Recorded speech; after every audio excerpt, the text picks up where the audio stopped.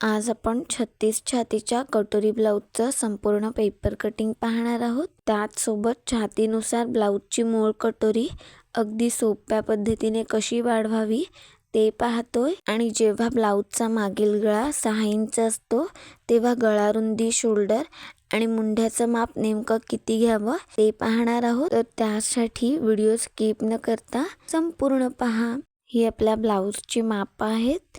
पूर्ण उंची आहे 13.5 इंच, छाती आहे 36 इंच, कंबर 30, पुढील गळा 6.25 इंच, मागील गळा 6 इंच, बाही लांबी 9 आणि दंडघेर 5 इंच। आता ह्या मापानुसार ब्लाऊजचं ड्राफ्टिंग करून घेऊया। इथे आपण डबल फोल्ड पेपर घेतला आहे, कारण एकाच वेळी पुढील आणि मागील दोन्ही भाग ड्राफ्टिंग कटिंग करतोय। तर सुरुवातीला आपण ब्लाऊजची पूर्ण उंची टाकत असतो। आपल्या ब्लाऊजची पूर्ण उंची आहे 13.5 इंच, तर त्यामध्ये आपण 1.25 इंच मार्जिन घेणार आहोत, म्हणजेच 15.25 इंच। इथे आपण वरच्या साईडने सरळ टेप ठेवून 15.25 इंचाला मार्क करून घेतोय। इथे आपण मार्जिन 1.25 इंच घेतलं, कारण एकदा वितपत कमरेच्या इथं शिवण्यात जातं आणि आपण शोल्डर डबल शिलाई करत असतो, म्हणजेच सुरुवातीला बाहेरच्या साईडने आणि मग आतल्या साईडने, म्हणून इथे आपण 1.25 इंच मार्जिन घेतलंय। जर तुम्ही फक्त आतल्या साईडने शोल्डर शिलाई करत असाल तर 1 इंचच मार्जिन घ्या। इथं लक्षात घ्या, 2 व्यक्तींची छाती 36 असेल तर आपण समान उंची नाही घेऊ शकत, कारण उंचीचं माप हे कस्टमरच्या हाईटवर डिपेंड करतं। जेव्हा तुमच्या कस्टमरची उंची जास्ती असते, त्याचसोबत तब्येत असते, तेव्हाच आपण उंचीचं प्रमाण वाढीव घेत असतो। त्यामुळे कस्टमरच्या बॉडीनुसार उंचीचं प्रमाण अचूक घ्या। जेव्हा तुम्ही प्रमाणापेक्षा अतिशय ब्लाऊजची उंची घेता तेव्हा आपला मागील गळा सुद्धा खालच्या साईडला येतो, त्यामुळे ब्लाऊजची फिटिंग बिघडते। आणि जेव्हा तुम्ही ब्लाऊजची उंची कमी घेता तेव्हा आपला मागील गळा उचलल्यासारखा वाटतो, त्यामुळे ब्लाऊजची उंची प्रमाणात आणि अचूक घ्या। इथे आपण वरच्या साईडने सरळ टेप ठेवून 15.25 इंचाला मार्क करून सरळ रेषा ड्रॉ करून घेतली। त्यानंतर मागील गळ्यानुसार शोल्डरचं माप घेतोय। जेव्हा आपला डीपनेक ब्लाऊज असतो तेव्हा आपले शोल्डर कमी होत असतात आणि जेव्हा आपला गळा वरती असतो तेव्हा आपले शोल्डर वाढत असतात। आता मागील गळा 6 नुसार शोल्डर घेतोय 6.5 इंच। इथे तुम्ही गळ्याच्या खोलीनुसार शोल्डरचं माप बदलून घेऊ शकता। मुंढा खोली घेतोय 7 इंच, पुन्हा बंद बाजूकडून 6.5 इंचाला मार्क करून थोडं पुढल्या साईडला 7 इंचाला मार्क करा। आता हे पॉईंट्स जोडत इथे आपण बॉक्स ड्रॉ करून घेतोय। अशा पद्धतीने मार्क केल्याने मुंढ्या रेषा आणि छाती रेषा अगदी सरळ रेषेत येतात। त्यानंतर छाती रेषेवर छातीच्या चौथ्या भागाचं माप टाकायचं आहे। छाती आहे 36 इंच, त्याचा चौथा भाग 9 इंच आणि त्यामध्ये 1.5 इंच शिलाई मार्जिन। इथं शिलाई मार्जिन तुमच्या आवडीनुसार कमी जास्ती करू शकता। कमरेच्या रेषेवर कमरेचा चौथा भाग, 1 इंच बॅक साईडचा टक्स आणि 1.5 इंच शिलाई मार्जिन। आता मार्जिन रेषा आणि फिटिंग रेषा जोडून घेतोय, म्हणजेच पुढील माप टाकायला सोपं जाईल। आता मुंढ्याचा मार्क करतोय। ब्लाऊजचा मागील गळा 6 इंच आहे, त्यानुसार मध्यातून मागील मुंढ्यासाठी 1.5 इंचाला मार्क करतोय। त्यानंतर मुंढा लाईनचा मध्य काढायचा आहे। टेप अशा पद्धतीने मध्यात फोल्ड करून मध्यात मार्क करून घ्या। आता फिटिंग लाईनची इथं 1.5 इंच खालच्या साईडला येत मागील मुंड्याचा शेप मार्क करून घेतला। इथे लक्षात घ्या, छाती जरी सेम असेल तरी प्रत्येकाच्या मुंढ्याचं माप बदलत असतं। तर इथे आपण वरच्या साईडला जे 1.25 इंच शिवण्यात लागतं ते मार्क करून घेतलं। तिथून खालच्या साईडला थोडं आतल्या साईडने अशा पद्धतीने टेप ठेवून मोजून पहा। माझ्या मापात मुंढ्याचं माप अचूक आलं आहे। जर तुमच्या मुंढ्याचं माप ह्याहून जास्ती असेल तर मुंढा खोलीची रेषा 1.5 इंचाने खालच्या साईडला घेऊ शकता, किंवा कमी असेल तर मुंढ्या रेषा थोडी वरच्या साईडला घ्या। त्यानंतर पुढील मुंड्याचा मार्क करतोय। मागील मुंड्याच्या इथून अर्धा इंच आणि 1 रेषा इतपत आतल्या साईडला मार्क करा।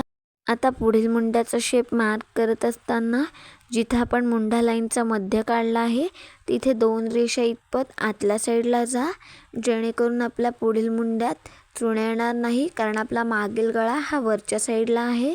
आता आपण गळारुंदीचं मार्क करतोय. आपला मागील गळा 6 इंच आहे, त्यामुळे आपण शोल्डरचं माप वाढवून घेतलं. त्यामुळे नेहमी जे आपण गळारुंदीचं माप घेत असतो त्यामध्ये 5 इंच किंवा अर्धा इंच वाढीव घ्यायचं असतं. त्यानुसार गळारुंदी घेतोय आपण 2.25 इंच. जर कस्टमरची तब्येत हेल्दी असेल तर पायपिंग न करता सुद्धा गळारुंदी 2.25 इंच घेऊ शकता. त्यानंतर पुढील गळ्याची खोली आहे 6.25 इंच. त्यामध्ये आपण 1.25 इंच मार्जिन घेतोय, कारण आपण शोल्डर डबल फोल्ड करणार आहोत. म्हणून इथं मी 7 इंचाला मार्क करून पुन्हा खालच्या साईडने गळ्याची खोली 2.25 इंच घेऊन हे पॉईंट्स जोडत बॉक्स मार्क करून घेतोय. कटोरी ब्लाऊजमध्ये शक्यतो पुढील गळ्यासाठी गोलच गळ्याचा शेप घ्या. आता या बॉक्समध्ये गोल गळ्याचा शेप मार्क करून घेतला.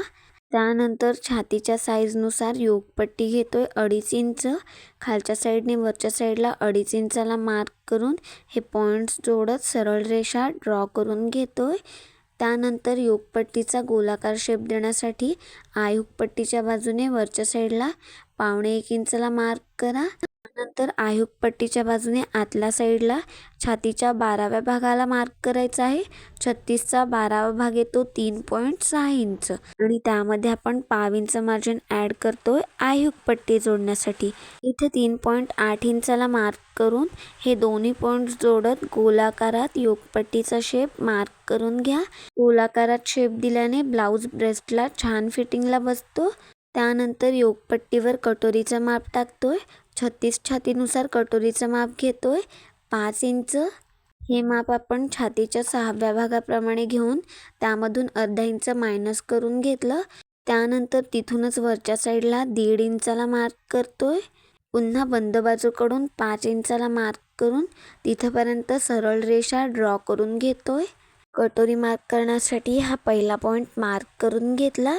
त्यानंतर पुढील मुंड्याच्या इथून आतल्या साईडला 3 इंच, 2.25 इंच आणि 3.25 इंच असे 3 पॉईंट मार्क करून गळारुंदीच्या इथून 5.5 इंचाला मार्क करून घेतलं.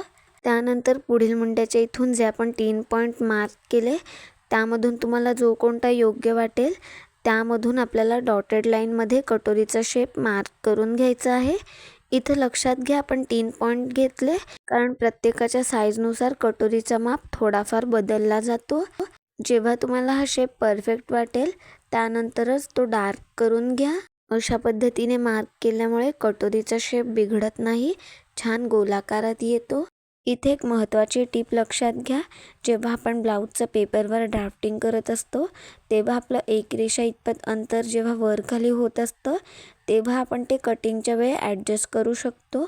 जेव्हा आपण खूप वेळा ब्लाऊजचं ड्राफ्टिंग करतो किंवा प्रॅक्टिस करतो तेव्हा आपल्याला ह्या गोष्टींची सवय होऊन जाते. इथे पहा, त्यानंतर जेव्हा आपण ही मूळ कटोरी कापडावर ड्राफ्टिंग करून घेत असतो तेव्हा आपल्याला त्यामध्ये मार्जिन ॲड करायचं असतं.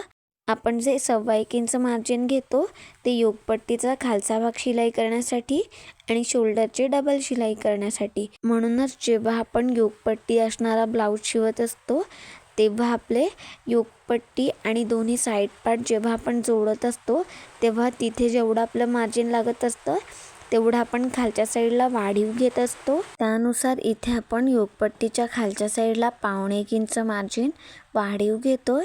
योगपट्टीच्या खालच्या साईडला 1.25 इंचाला मार्क करून तिथपर्यंत सरळ रेषा ड्रॉ करून घेतोय. आणखीन एक महत्त्वाची गोष्ट, जो आपण पुढील भागात 1 इंच बॅक साईडचा टक्स घेतला आहे तो आपल्याला पुढील भागात आहे असा ठेवायचा आहे, कारण जेव्हा आपण आयुगपट्टी आणि बाजूचे साईड पार्ट जोडत असतो तेव्हा आपलं त्यामधून थोडंफार मार्जिन मायनस होऊन जातं आणि जे काही एक्स्ट्रा येतं तर ब्लाऊज फिटिंग करण्यापूर्वी मापं मोजून पहा. एक्स्ट्रा येत असेल तर ते कटिंग करून घ्या. इथे आपण अतिशय सोप्या पद्धतीने 36 छातीच्या पुढील भागाचं संपूर्ण ड्राफ्टिंग करून घेतलं आहे. आता पुढील भागातून मागील भाग सेपरेट कसा करावा ते पाहूयात. तर इथे आपण कटिंग करायला सुरुवात करतोय. योगपट्टीच्या खालच्या साईडने कटिंग करायला सुरुवात करा. त्यानंतर मार्जिन रेषा कटिंग करत मागील मुंड्याचा शेप आहे असा कटिंग करून घेतोय. त्यानंतर दोन्ही पार्ट सेपरेट करून घ्या. इथं आपण सुरुवातीला मागील भाग घेतोय. पुढील भागात योगपट्टीच्या खालच्या साईडला जे 1.25 इंच मार्जिन वाढीव घेतलं होतं ते आपल्याला मागील भागातून कटिंग करून घ्यायचं आहे. तर इथं मी खालच्या साईडला 1.5 इंचाला मार्क करून सरळ रेषा ड्रॉ करून घेते. त्यानंतर आपण गळ्याची रुंदी घेतली होती 3.5 इंच.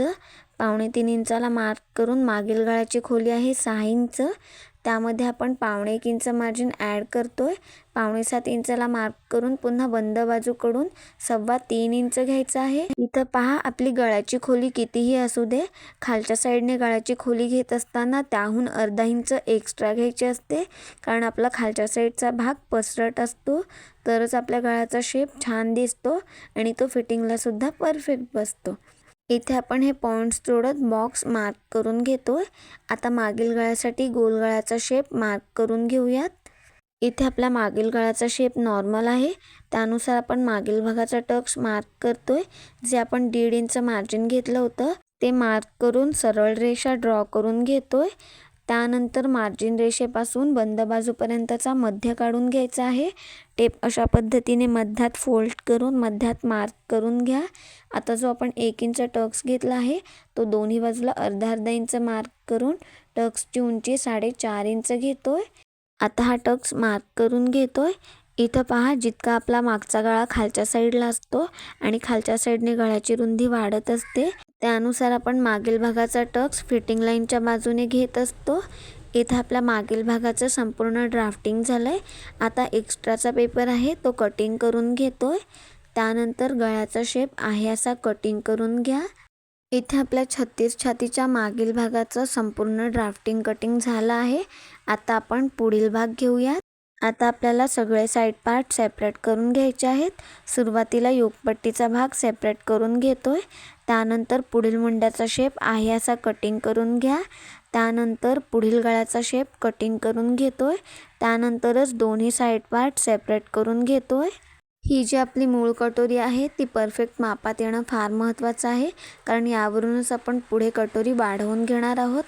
त्यासाठी आपल्याला ही मूळ कटोरी मध्यात फोल्ड करून घ्यायची आहे. तिथं नॉच देऊन घ्या. त्यानंतर ज्या बाजूने आपण ही कटोरी जोडत असतो त्या बाजूने अर्धा इंचाला एक रेषा कमी इतपत मार्क करून मध्यापर्यंत गोलाकार शेप ड्रॉ करून घ्या. त्यानंतर जो एक्स्ट्राचा पेपर आहे तो कटिंग करून घेतला. आता ही मूळ कटोरी वाढवण्यासाठी इथं आपण हा पेपर घेतला आहे. ओपन बाजूकडून आतल्या साईडला 1.5 इंचाला मार्क करून तिथं एक पॉईंट मार्क करून तिथंपर्यंत सरळ रेषा ड्रॉ करून घेतोय. आता आपल्याला मूळ कटोरी घ्यायची आहे. जिथं आपण 1.5 इंचाला मार्क करून घेतलंय त्याच्या पुढल्या साईडला सरळ रेषेत अशा पद्धतीने ठेवून घ्यायचे आहे. आता जितकं अंतर आपण गळ्याच्या बाजूने घेतलंय 1.5 इंच, तेवढंच अंतर आपण पुढल्या साईडला सुद्धा मार्क करून घेतोय. इथं मी कटोरीच्या पुढल्या साईडला 1.5 इंचाला मार्क करून तिथंपर्यंत सरळ रेषा ड्रॉ करून घेते. त्यानंतर गळ्याचा शेप आहे असा मार्क करून घेतोय. आता गळ्याच्या बाजूने जे आयहुक पट्टी जोडण्यासाठी 1/2 इंच मार्जिन लागतं ते इथं आपण मार्क करून घेतोय. तिथून खालच्या साईडला तिरक्या आकारात हा शेप जोडून घेतोय. पहा, त्यानंतर कटोरीच्या पुढल्या साईडला जितकं आपल्याला शिवण्यात लागतं तेवढं अंतर इथं मार्क करून घ्या. तिथंपर्यंत आपण गळ्याचा शेप मार्क करून घेतला. आता इथून जे आपण खालच्या साईडला 1.5 इंच अंतर घेतलंय तिथंपर्यंत डॉटेड लाईनमध्ये कटोरीचा शेप वाढवून घ्यायचा आहे. सुरुवातीला डॉटेड लाईनमध्येच कटोरीचा शेप मार्क करा, म्हणजे जरी चुकला तरी तो रिपेअर करता येईल. जेव्हा तुम्हाला शेप परफेक्ट वाटेल त्यानंतरच हा शेप डार्क करून घ्या. त्यानंतर आपल्याला खालच्या साईडने ह्या कटोरीचा मध्य काढून घ्यायचा आहे. त्यासाठी टेप अशा पद्धतीने ठेवून मध्यात फोल्ड करून घ्या. आता इथे मध्यात मार्क करून घेतोय. त्यानंतर जिथं आपण मध्य मार्क केला आहे तिथं खालच्या साईडला 1.5 इंचाला मार्क करून सरळ रेषा ड्रॉ करून घेतोय. तुमचे फुल बस्ट हेवी असतील तर 2.25 इंच घेतलं तरीसुद्धा चालेल. आता दोन्ही बाजूनी ही कटोरी मध्यात जोडून घेतोय. व्हिडिओमध्ये पाहताय त्या पद्धतीने जोडून घ्या. इथे आपण अतिशय सोप्या पद्धतीने 36 छातीनुसार ही मूळ कटोरी वाढवून घेतली. इथं आपलं संपूर्ण ड्राफ्टिंग झालंय. आता आपण हे कटिंग करून घेतोय. जर तुम्ही चॅनलवर नवीन असाल आणि तुम्हाला माझे व्हिडिओज आवडत असतील तर चॅनलला नक्की सबस्क्राईब करा. कटोरीचं संपूर्ण कटिंग झाल्यानंतर ती मध्यातून फोल्ड करून घ्यायची आहे. आपलं थोडंसं अंतर वर खाली होतं तर मध्यात फोल्ड करून जे एक्स्ट्राचं पेपर दिसतंय ते कटिंग करून घेऊयात. त्यानंतर छातीच्या साईजनुसार आडवा टक्स घेतोय 1.5 इंच, उभा टक्स आपण 2.5 इंच घेतोय. इथे तुम्ही छातीनुसार 2.25 इंच किंवा 3 इंच सुद्धा घेऊ शकता. आता हा टक्स मार्क करून घेतोय. इथे मी तुम्हाला फोल्ड करून दाखवते. आपल्या कटोरीचा पफ किती छान आणि परफेक्ट येतो. जेव्हा आपण ह्या पॅटर्नपासून ब्लाऊज शिलाई करत असतो तेव्हा इथं महत्त्वाची गोष्ट लक्षात घ्या. जो आपल्या कटोरीचा टक्स आहे त्याचं कापड शिवण्यात न घेता ते वरच्या साईडला फोल्ड करून घ्या किंवा ते तुम्ही कटिंग करून सुद्धा घेऊ शकता. तेव्हाच आपला ब्लाऊज छान बसेल. त्याचसोबत आपले दोन्ही पार्ट शिलाई करण्यापूर्वी मोजून पहा ते परफेक्ट आहेत का. एक्स्ट्रा असतील तर सुरुवातीलाच खालच्या साईडने कटिंग करून घ्या, कारण जर गळ्याच्या बाजूने तुमचं एक्स्ट्रा कापड आलं आणि ते तुम्ही कटिंग केलं तर गळा पसरट होतो. त्यामुळे ब्लाऊजचे शोल्डर उतरतील आणि गळ्याचा शेप सुद्धा बिघडेल. त्यामुळे ह्या गोष्टींची काळजी घ्या. आपली वाढीव कटोरी फक्त 1.25 इंच एक्स्ट्रा आली पाहिजे. ब्लाऊज शिलाई करताना हे दोन्ही साईड पार्ट शिलाई करण्यापूर्वी मोजून पहा. एक्स्ट्रा येत असेल तर ते कटिंग करून घ्या. त्याचसोबत हे दोन्ही साईड पार्ट जोडत असताना न खेचता हलक्या हाताने जोडा. तेव्हाच आपल्या कटोरीचा शेप हा परफेक्ट येतो. आता आपण बाहीचं कटिंग पाहतोय. हा पेपर मध्यात फोल्ड करून घेतला आहे. समोरच्या साईडला याची ओपन बाजू आहे. आता आपण बाहीची पूर्ण उंची टाकतोय. इथे आपण ही साधी बाही कटिंग करतोय म्हणजेच बिना अस्तरची. तर आपली पूर्ण उंची आहे 9 इंच. त्यामध्ये आपण 1.5 इंच मार्जिन घेणार आहोत. जेव्हा आपली अस्तरची बाही असते तेव्हा आपण फक्त 1 इंच मार्जिन घेतो आणि साध्या बाहीमध्ये 1.5 इंच. तर खालच्या साईडने वरच्या साईडला टेप ठेवून इथे 10.5 इंचाला मार्क करून सरळ रेषा ड्रॉ करून घेतोय. त्याचसोबत बाहीची घडी येत असताना छातीनुसार घ्या. आपल्या छातीचा चौथा भाग येतो 9 इंच. तर इथे आपण त्यामधून अर्धा इंच मायनस करून घेतोय, कारण आपण शिलाईमध्ये 1.5 इंच मार्जिन घेतलं आहे. तुम्ही 1.5 इंचापेक्षा जास्ती मार्जिन घेता तेव्हा आपल्याला छातीची पूर्ण घडी घ्यायची आहे म्हणजेच 9 इंच. तर इथं आपण 8.5 इंचाला मार्क करून हा बॉक्स ड्रॉ करून घेतोय. त्यानंतर ओपन बाजूकडे बाहीची कॅप हाईट घेत असतो तर ती अंदाजे न घेता छातीच्या 12व्या भागाप्रमाणे घ्या. 36 छातीचा 12वा भाग येतो 3 इंच. तर ओपन बाजूकडे 3 इंचाला मार्क करून अर्ध्यात सरळ रेषा ड्रॉ करून घेतोय. आपण ब्लाऊजमध्ये जे 1.5 इंच शिलाई मार्जिन घेतलं आहे ते यामधून मायनस करून घेतोय. आता फिटिंगच्या मार्कपासून बंद बाजूपर्यंत अशी क्रॉस रेषा मार्क करून घ्या. आता या रेषेचा आपल्याला मध्य काढायचा आहे. टेप अशा पद्धतीने ठेवून मध्यात फोल्ड करून घ्या. जिथं आपण मध्य काढला आहे तिथं मार्क करून घेतोय. आता मध्यात वरच्या साईडला अर्धा इंचाला एक रेषा जास्ती इतपत मार्क करून घेतलं. बंद बाजूकडून आतल्या साईडला 1.25 इंचाला मार्क केलं. आता हे दोन्ही पॉईंट्स जोडत मागील मुंड्याचा शेप मार्क करून घेतोय. फिटिंग लाईनच्या इथं 1.5 इंच खालच्या साईडला या. पुन्हा मध्यातून फिटिंग लाईनपर्यंतचा मध्य काढून घ्या. टेप सरळ ठेवून मध्यात फोल्ड करून मध्यात मार्क करून घेतलं.